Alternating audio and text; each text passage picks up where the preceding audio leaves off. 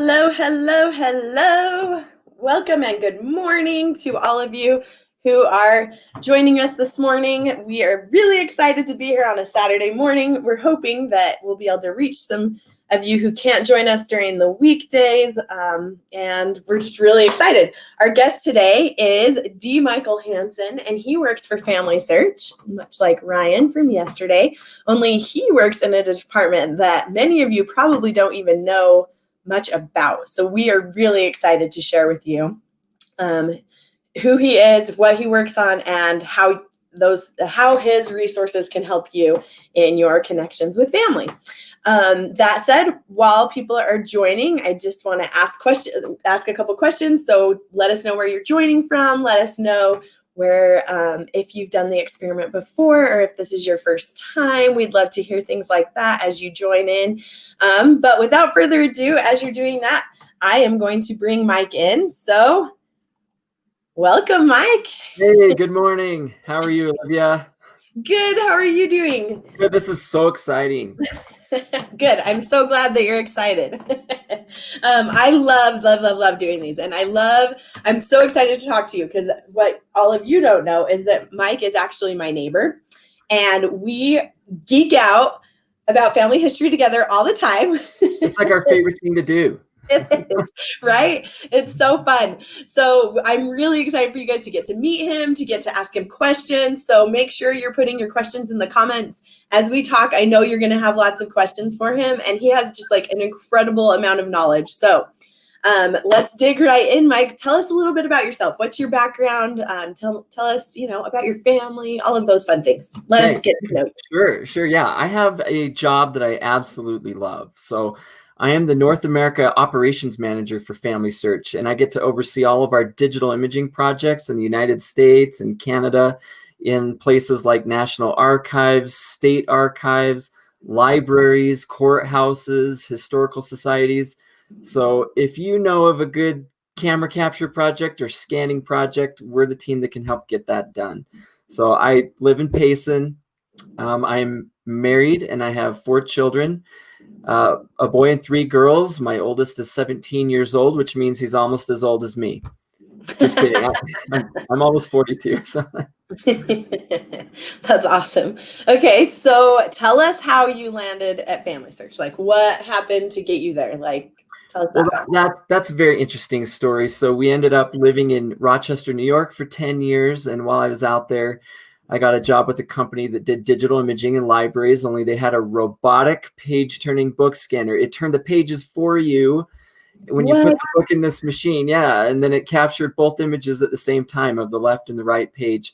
It was pretty cool. And from then on, I got to know different libraries that do big book scanning projects. And then finally, we moved from New York to Utah in 2014. And just a few months later, I was hired by FamilySearch to help oversee their book scanning project. And from then, not just book scanning, but now we've merged book scanning with all of the camera projects as well. And so I've been working for FamilySearch for just over 5 years. Okay. So well, sorry, let's stay on point here. Tell us what you do for FamilySearch. What are the specifics? Because that's really fun. Yeah, so I get to talk to people about cool projects that they want to digitize and make searchable and available on FamilySearch. And if you've been on FamilySearch before and you've searched for a historical record, if that record came from the United States or Canada, chances are it's my team that was able to digitize that for you and publish that. I have a team of 300 volunteers that are in like 60 different camera projects, 16 different book scanning centers, and we've just launched our first 2 international book scanning centers this year in London and Norway. So we are branching out. We're just so excited. These projects are the best. Okay, so I have one question. So you said that if people know about a project that needs to be done, how would they find out things like that? Like, how would participants even know that something existed? Does that make sense? Right. And so once you hear about FamilySearch and digitizing and digital imaging, all these questions start going through your mind. Yeah. Some people are like, you know what? I've got a family history that my great-grandmother wrote, and it's sitting on my shelf behind me. How do I get that digitized? Or they'll go, you know what? My local library has a very unique collection of stuff that has to do with the history of the city I live or the history of the area I live. And there's like 200 books in there. Where do I even start? So we can talk to you about all of those different kinds of projects. You just have to send an email to digitallibrary@familysearch.org, and then we will get back to you with how to get your project done. So digitallibrary@familysearch.org. I'm writing it in library because I'm going to put it up so people can see it. Digital library, so 2 L's in the middle @familysearch.org. Okay, Tell us about your digitizing project, and we can do that for you. Is that right? Okay. Yep. Awesome. That's so cool. So it can be personal projects, it can be local projects, just anything that's really valuable to anybody. To a genealogical researcher, or really for people just to find and connect with their family in the area where they lived. Okay. Awesome. That's so cool. I think that's really, really cool. So then we email you, and then you'll get back with us and let us know kind of if there's a possibility for digitizing. Right. Okay. And so there's a whole team that actually watches this email address for all of these projects and questions to come through. So okay. Yeah. Cool. All right. So there's your email, digitallibrary@familysearch.org. Okay. Now, how do your centers operate? This one I want to get out there because I think this is super cool. Like, how do you staffed? So that's a very interesting thing. And it depends on the place, depends on the project. So sometimes we send our volunteers, who are usually seniors, 65 and older, with some camera equipment, kind of like Indiana Jones, and they go set up in the boiler room of some clerk's office somewhere. Anyway, so sometimes we'll actually give them digitization equipment, and they go on site to do the project. Okay. For our book scanning projects, we have 16 locations throughout the United States and Canada, and we have to tell you where the closest one is to where you are living. So in Utah, which is where I live, the largest book scanning center is up in West Valley, close to Salt Lake, and we have a bunch of different digitization, like book scanning systems that we use. We have machines that can go really fast. If you put a stack of loose pages in it, it will go zip, zip, zip, zip, zip, and scan both pages at the same time, both sides. Or we have really expensive, fancy equipment that you use to do big, oversized books, and they have pressure-sensitive, motorized cradles and glass plates and 72 megapixel cameras. I mean, it's just so cool. So cool, especially for someone who went to school for this stuff, right? Right. So if you like that kind of thing, it's awesome. Like me, no, I think that's super cool. And so if people wanted to help and what's the word? Volunteer. That's the word. Thank you. Where would they go to find out about volunteering? So almost all of our operations are volunteer based, where people can come. So we encourage you to send us an email, and we'll tell you where the closest scanning center is. Awesome. Come on a tour, check it out. So if you're in Independence, Missouri, come check us out at the Midwest Genealogy Center. If you are in Philadelphia, Pennsylvania, come check us out at the Historical Society of Pennsylvania. If you are in Utah or California or Idaho, sometimes we have our standalone centers, or we are built into a FamilySearch family history center somewhere. Okay. So just send us an email. We'll tell you where we're at. Come check us out for a tour, and then we'll introduce you to the right people and get you started volunteering for us to do scanning. Awesome. And we do have a book scanning center in Pocatello, Idaho. Okay, perfect. That's the first question. We have another one for you, actually. So somebody's asking if they what we do of giant scrapbooks and newspaper clippings.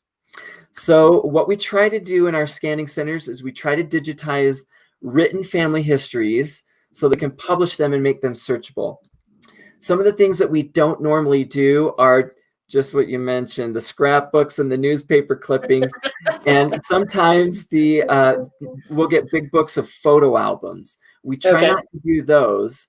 All of those things are important to get scanned, and you should get those scanned. But those belong more in the FamilySearch memories when you get those scanned. And the things that we do get published into historical records, and the FamilySearch digital library. So yes, you can definitely get those scanned if you go to your local family history center and use the scanning equipment that might be there. But the stuff that we do is more of the written histories. Okay. So, so that actually segues me into, so you go out, you digitize all this stuff, you gather it all in, super cool. I do want to ask another question in a minute, but I want to move into what do you do with it then? So how do we as users access that after you've gone through and digitized that? How does this help us?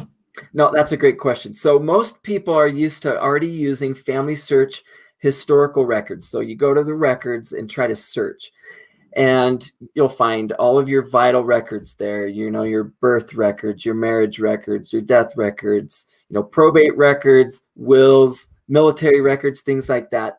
And then you get stuck. And so then you go, I need to go to Ancestry and look at their records.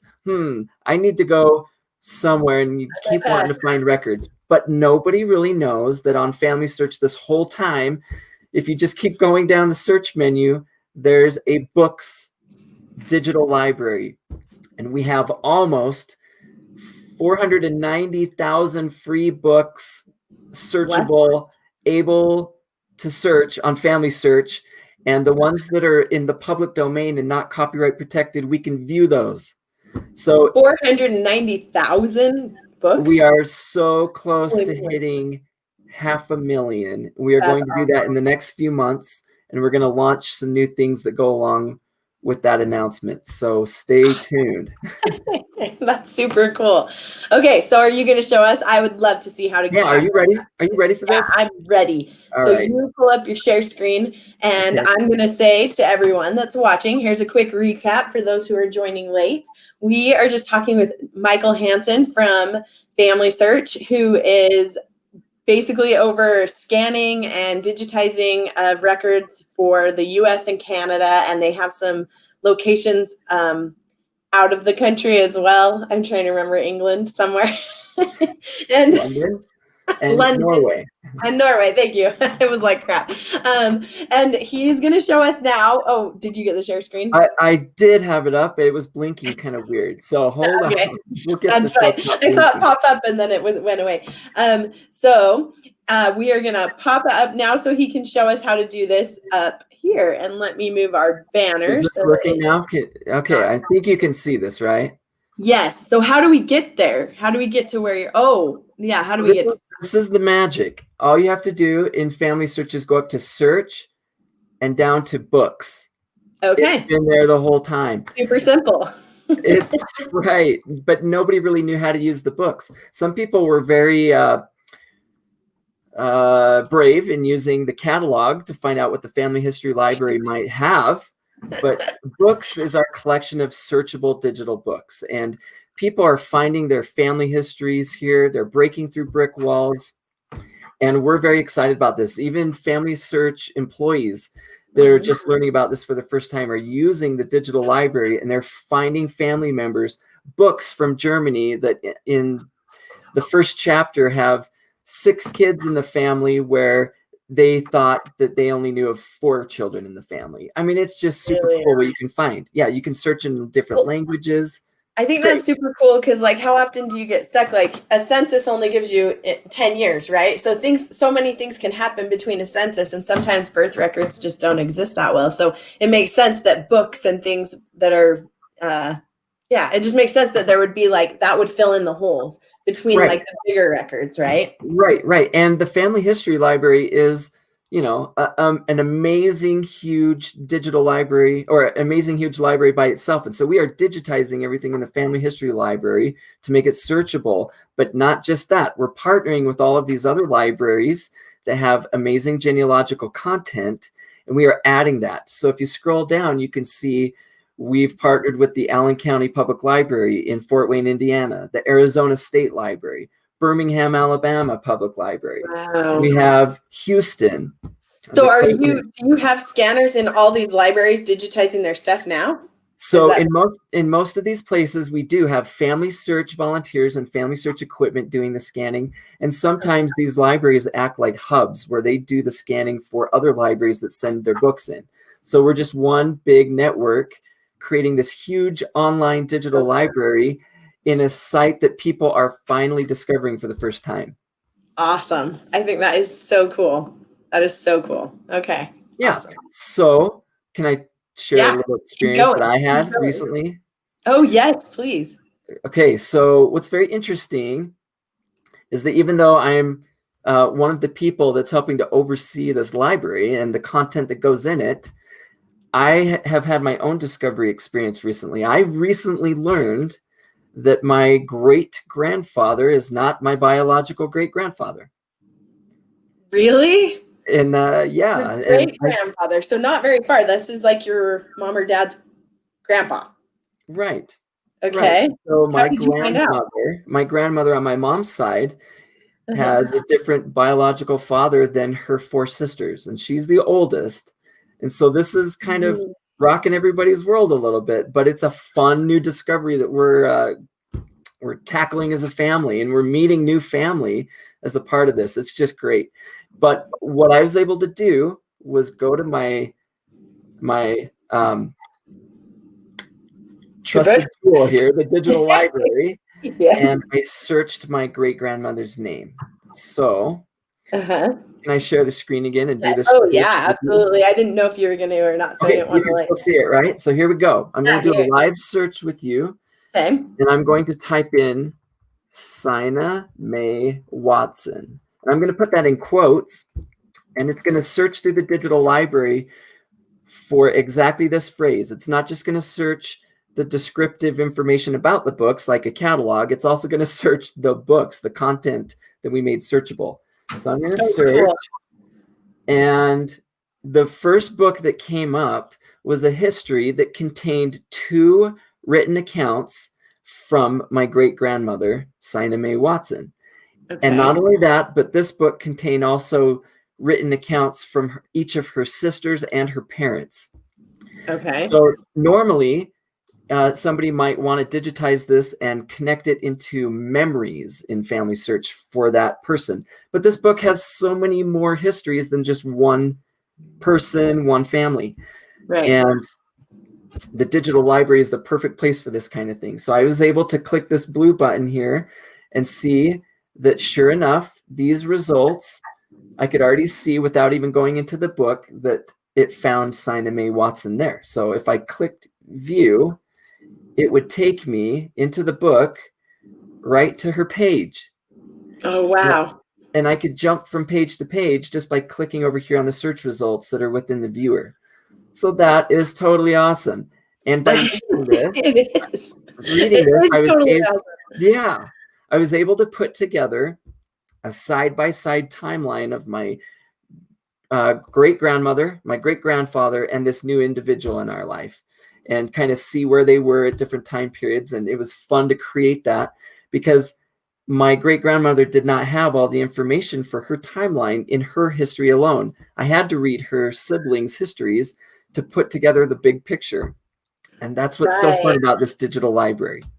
That is so cool. Like, that is so cool. It just makes me excited. I just feel like there's so much more we can learn from. Oh, yeah. I'm excited. This is really cool. I like discovery is waiting to happen, and you don't have to save your pennies to go on that lifetime trip to Germany just to visit whatever gravesite. You can go to the book site, and maybe we have something there that's been there the whole time. That is so cool. I love this. I feel like it's one of those, like, it's a hidden gem that, like, if you just use it, you'd be shocked how much is in there. Like, I just think that just that story is like the perfect example. I love it so much.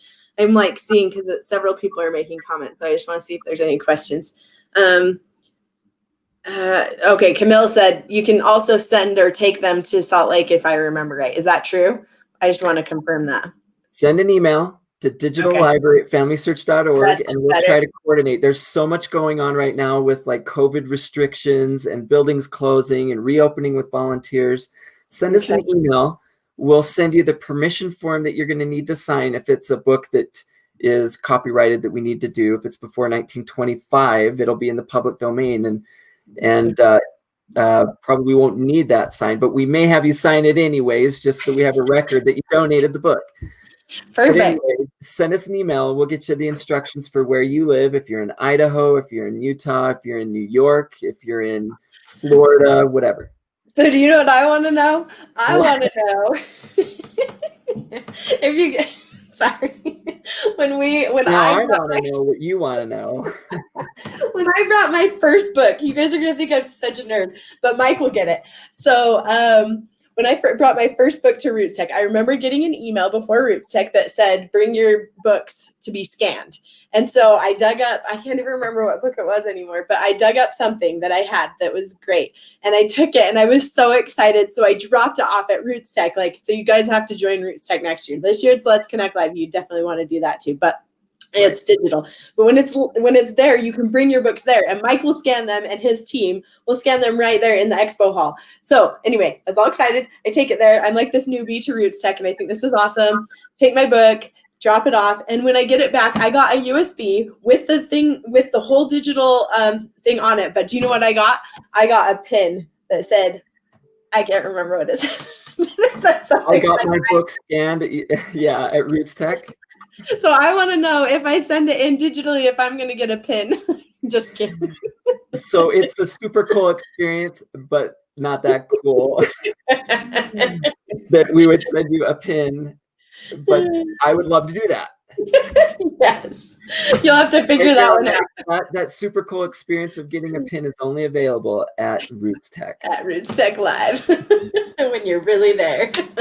Anyway, I just thought it was great. So I love this. I'm really glad we were able to throw this email up there. People can use it for anything. Okay, I have some more questions. If anyone else has other questions, throw them in the comments. But I want to hear what kind of cool experiences, because I know as your neighbor, I've gotten to hear a few cool experiences that have happened just in the scanning centers and different things where people have had like connections to things they've been scanning and stuff like that. I can't pinpoint one specific one, but out of those stories, is there any that you would love to like share with us that just is a cool, inspiring story? So you see this all the time. You see this all the time, to be honest with you, because there's something very special about making your ancestors' books available to the world. And just as an example, there was a patron in Oregon that had reached out to the Salt Lake Family History Library and said, you've got a book there that's one of a kind, and the catalog says it's been sent out for scanning. When's it going to get online? So the library tried contacting me, and we looked through our whole location to try to find it. Now, I don't usually lose books. I'll tell you that right now. We know where every book is. Yeah. So if something goes missing, we are on the hunt to find this. And I could not find this book. And then a day went by, and a week went by, and a month went by, and I was headed to work one day, and I thought, I really need to find out more about the description of this book. And so the library said, it's a huge, thick book and an oversized book. It's got a blue cover. And I just went, oh, oversized. Yes, I do have a small shelf of oversized books waiting for our biggest machine to get fixed and whatever. I went and checked it, and it was in there. So I grabbed that book. I ran over to the person who just started scanning, and I said, hey, will you scan this? We've got a patron in Oregon that needs it pronto. And she goes, absolutely. An hour later, I came back, and she was in tears. And she goes, this book, I don't know where you found it, but this book is a companion book to the book I'm reading at home. And I want to know who in Oregon wants to research this family. So we connected the dots there, and we have now volume 1 and volume 2 of this set. Yeah. And what are the odds that the story gets even better? It gets even better. Because I was sharing this as an example in a family discovery day type of, little community event. And somebody from northern Utah drove down to Utah County just to attend, happened to be sitting in my presentation, sat in the back row, saw this example of the book and a little thumbnail that I was showing. And she goes, oh my goodness. And she was just crying. And she goes, this author who made this book was my best friend. And before she passed away, the family wanted to get rid of her research that was in a storage unit. And I saved this research. We got it bound and donated this book to the Family History Library. And now you're telling me it's all worth it. Oh, I love that. So that cool story just got even better, went full circle, and I got to see the hard effort of somebody who donated a book to the Family History Library. We scanned it and made it searchable. We connected the people who were researching, and it just was like, whoa. It was totally Oh cool. my gosh, I love that story. I don't know if you told, I think you've told me like the first half of that. I don't know that I had heard the final of it. You know what I mean? I don't know that I had Yep. heard that part of it. So that is so cool. And I love that because so often we do projects and like, you know, labors of love, and we don't know what will happen with it. And we do it because we just kind of feel impressed to, but we don't necessarily understand why. And we do it kind of Yeah, just out of the goodness of our hearts, which is what that right. lady. Yeah, we don't always know what's driving us, but pay attention to those inspirations and those little promptings, because they are going to lead you to be in the right place at the right time, talking to the right people. My parents went on a big trip to Germany and just happened to be in this little town at the cemetery, talking to the curator of the caretaker of the cemetery on the only Thursday of the month that he was there. And that they only had a couple hours. And if you pay attention to those things, you're going to be talking to the right people and find the right resources that you need. Super cool. I love that. I have this memory of one that you told me, and it's funny because it's like it stands out in my mind. But I remember it was one of the volunteers, and I feel like it was in New York, in like Palmyra, and she was in like some dusty place. Is this ringing any bell at all? She was in some dusty place, like building, like old, and she was Oh, digging through yeah. these things. Does that ring a So bell? What story? yes. So this happened just before I came to work for FamilySearch, but I happened to Oh, be on a special assignment at a preservation conference at National Archives in the basement. And when I was okay. in the basement, setting up my equipment and things like that, this guy comes over and he says, "Hi, I'm the Maryland State Archivist, and I've got a question for you. Have you ever had anybody ask you about a record that was saved from a barn fire?" Now Okay. rewind, not Yeah. not 3 months previous, I got a call from some historians in Salt Lake City that said, "Hey, we're interested in a record that was recently found that got saved from a barn fire, and it's the first town records of the town of Macedon, New York, from Okay. 1791 or whatever, and they were recently found, and we'd like to have them digitized." So I went and talked to the historian who had them digitized, or who, excuse me, who had found the record, but she found it in the bottom drawer of a file cabinet, and it had actually gotten moldy. So she had sent the document out to be preserved. And while that document was out to be preserved, then I go down to Washington, D.C., and the Maryland State Archivist says, "Has anybody ever asked you about barn fire records?" And I said, yes. Yeah, just And he goes, barely. I'm like, "I'm surprised you're asking me about this." And he goes, "Well, I'm from the town of Macedon, and it was my uncle that actually saved those records from a barn fire. And I spent my life savings to have them preserved, and I presented them to a town congressman, and then they were lost. Oh And I've no. never found these records, and I keep asking people." So if you're telling me that we're going to be digitizing these records because some historians in Salt Lake City are interested in this, this is the coolest thing. That So is when the documents came back from being preserved, we were able to scan it. We even made a reprint of the books and gave the original and the reprint back to the yeah. city clerk of town of Macedon. It was a totally cool event. So that was Yeah. Maryland State Archivist. Just so many cool things. Like I just love how yeah, the details. I think there's so many really incredible things that happen in the details. So well, see, sorry, I'm There's a gonna pop question this one. about yearbooks, I see. Yes, I'll So pop that one up right after this. yearbooks, Camilla yeah. wants to hear all these stories, so you just can keep them coming. But Okay. yeah, let's pop up Well, the yearbook question. yearbooks are the next big thing for us. We don't accept them as donations. We digitize them and we give them back. But we have to have permission from the school or school district to be able to do that. So we've been Okay. approaching some school districts. We have been doing big collections of yearbooks, and then sometimes we'll get some yearbooks in individually, but we do make sure that the school district signs the permission form. And then if there's little signatures in there that says, have a great summer, don't get into too much trouble, we'll probably leave those in the images. But if it's some kind of message you don't want in there, let us know and we'll take the whole page out, or we'll erase it or whatever. In my husband's yearbook, he had girls like seriously confess their love to him. So it would be really funny to preserve. Maybe that's important to your kids someday.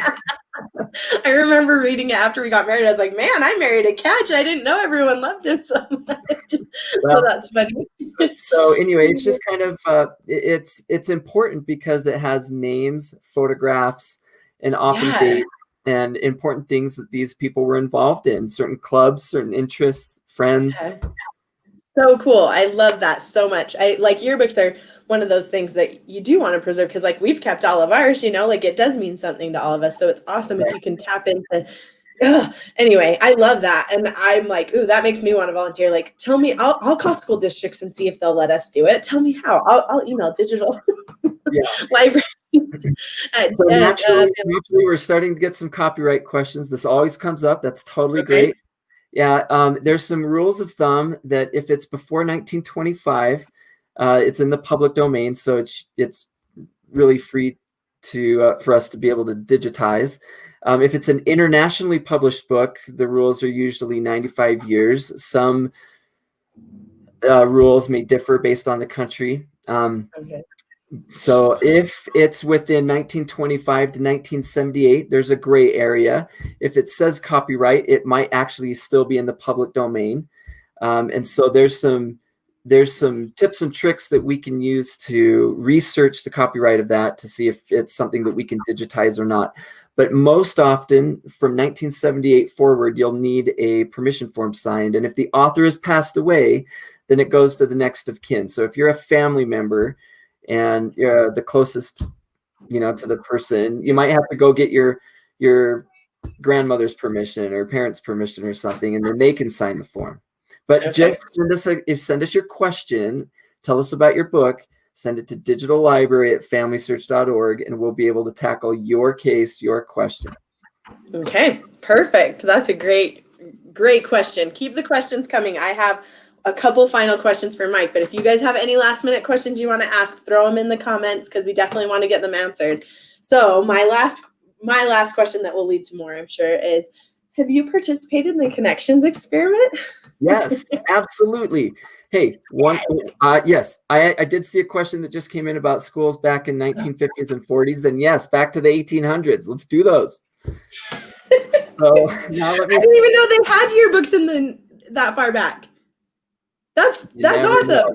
Or directories, back then it's more like directories, so we can do those. Let me tell you about the 21-day connections experiment. This has been the coolest thing all year long. I was one of the fortunate participators who found out about this early on this year, dove right in. But the most recent one has really been a little more sentimental for me. So let me tell you. So this is the second time I've done this. And the first time I just dove in right away. There was a personal track for making individual discoveries every day, a family track for being able to connect with your family. This time, I'm being a little more selective in what I'm doing. And it's not always things every day, but it's from what I learned the first time that's making the second time so much better. So for instance, this time I noticed, the tracks are a little different. So now we've got a Family 2.0 track that helps you connect with your family.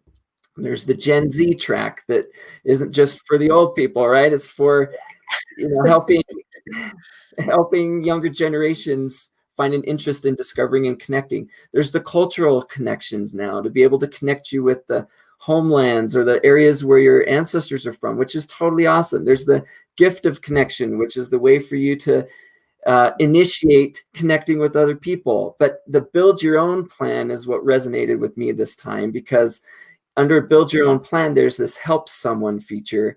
And I'm finding myself helping people more and more and more.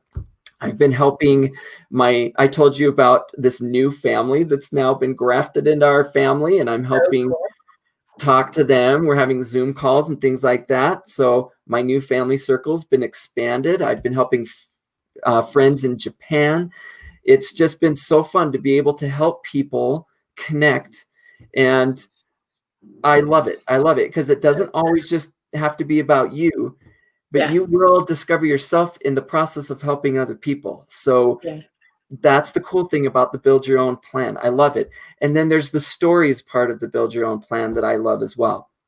And I think just between the two of those, this round of participating for the 21-day experiment is a little more meaningful. Before, it was just super exciting. Wow, this is new. This is cool. How come nobody's ever done this before? And this time it's more like, pay attention. Things are going to happen that are going to be really meaningful. Don't miss it. I love that. I don't want to take away from that by asking other questions. So, because that was powerful. I love that. Thank you so much. I feel like I just feel like that's so cool because even I'm having a harder time this time because I've been a little, I don't know, it's not busier, but so I love that. I think that makes sense. Pay attention. Well, we all have real lives, right? We're still living our real lives. We're working in our real jobs, and we just have to kind of let our excitement carry us through. But then it's the little things that creep into our lives. Pay attention to those because you're like, oh yeah, that's an opportunity to help somebody with their family tree. Oh yeah. Oh, that person's missing a whole chunk of their family tree. Let's just add somebody who's deceased and watch the fan fill out for them. And I mean, it's little things like that you can do that make a world of difference for the person that you're helping. That's so cool. I love that. Help them make connections. Help them. And that's actually a question I want to ask for participants who are watching this live, for participants who watch it later. Who have you invited to do the connections experiment with you, and how many people? Because I keep hearing stories from people like, oh, so-and-so's doing the connections experiment and they didn't even hear about it from you. They heard about it from someone, their grandmother or their mother-in-law, or you know what I mean? And so I think it's really cool to hear these stories where people are doing it, but then they're turning around and sharing it with other people and helping them connect. And I think that is where the power of this is. So let's continue to watch and see those benefits fly in, and hopefully everyone's getting mood improvements and all of those things.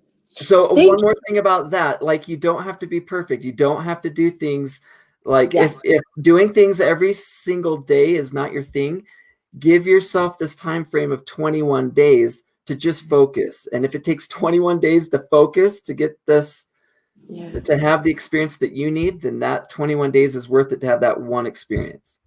Wow. We should have we just need you to be our marketing person. We'll just put you on a platform. I'm just kidding. You'll spread the word to the world. That's awesome.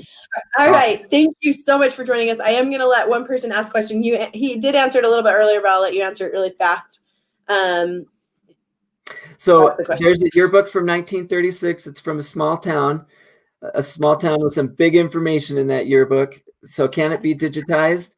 The answer is yes, but we need to check it out.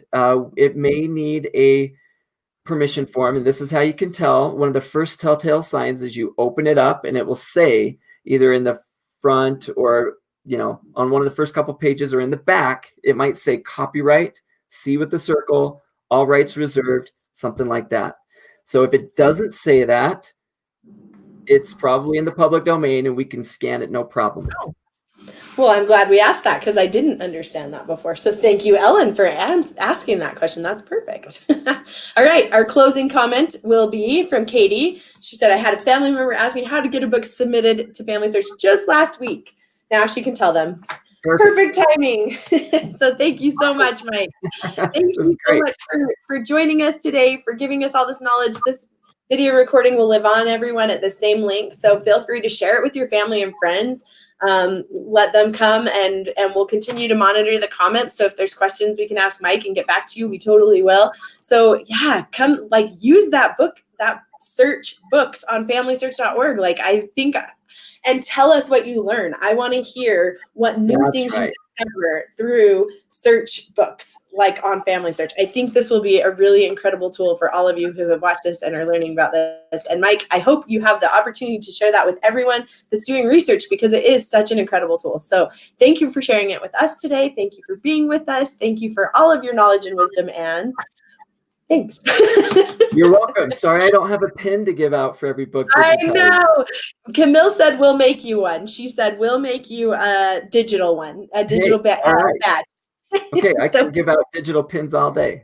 Yeah, exactly. Okay, so I'm going to remove this and we're going to say goodbye to everyone. So sorry, I have to start this little outro. All right, we'll see you all later. Thank you for joining us today.